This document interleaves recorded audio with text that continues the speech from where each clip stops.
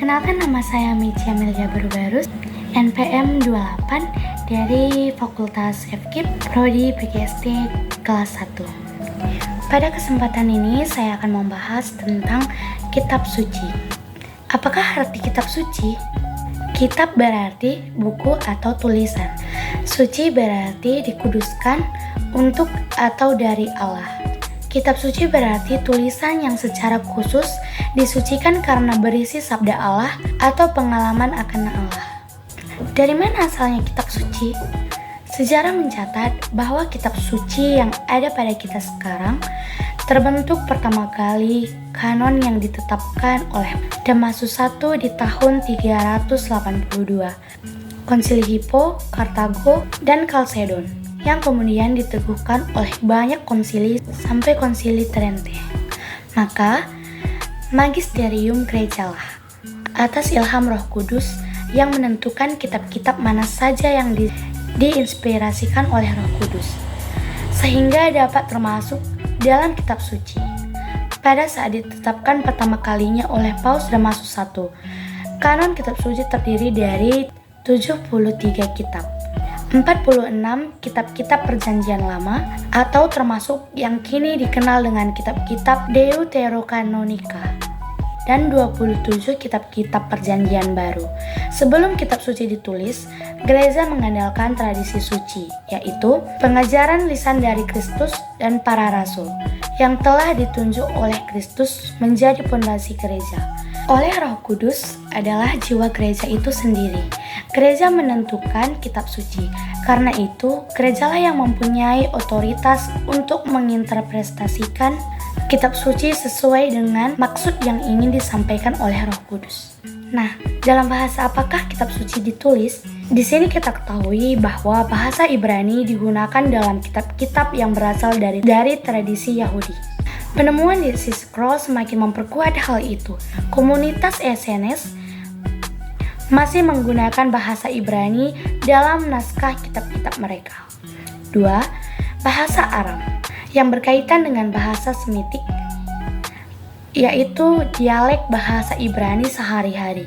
Kitab yang ditulis dalam bahasa Aram adalah Injil Matius yang mula-mula, beberapa kitab Esdras atau Ezra, Daniel, dan Yeremia.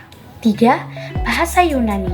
Bahasa Yunani digunakan di zaman sesaat sebelum zaman Kristus, seperti yang digunakan dalam kitab kedua Makabe dan kebijakan Salomo, dan juga di zaman Kristus dan setelahnya. Sehingga kemudian kitab-kitab Kristiani di abad-abad awal ditulis dalam bahasa Yunani. Nah, pada bahan apa kitab suci yang asli ditulis? Terdapat 2 bahan material yang digunakan untuk menuliskan teks kitab suci. Yang pertama adalah papyrus, yaitu semacam batang rumput ilalang Mesir yang diratakan dan digabungkan dengan coating menjadi asal-usul pembuatan kertas. Material ini lebih murah namun tidak tahan lama. Yang kedua adalah bahan dari kulit binatang yang sering dikenal dengan sebutan parchment atau volume. Bahan ini lebih tahan lama. Awalnya baik papyrus maupun volume dibagikan menjadi gulungan atau disebut scroll. Namun kemudian berkembang penulisan peran volume yang disebut menjadi bentuk buku dan disebut kodeks. Susunan menjadi kodeks ini sudah dimulai di abad kedua sebelum Masehi, namun kemudian menjadi populer di zaman umat Kristen. Nah, kesimpulannya, kitab suci yaitu ajaran Kristen dan para rasul yang dituliskan tidak terpisahkan dari tradisi suci atau ajaran lisan dan Kristus dan para rasul. Sebab kitab suci berasal dari ajaran lisan dari Kristus dan para rasul. Para rasul yang kemudian dituliskan atas dasar kemampuan memori dari para penulisnya, dan juga pertama-tama atas dorongan Roh Kudus.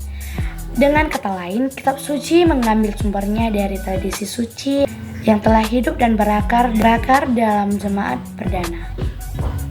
Maka, tidak menjadi masalah jika faktanya teks kitab suci yang asli atau original kemungkinan sudah punah di abad kedua. Sebab ajaran yang terkandung di dalam kitab suci sudah ada, tetap hidup dan dilestarikan dalam kehidupan gereja. Sekian penjelasan dari saya. Terima kasih. Dadah.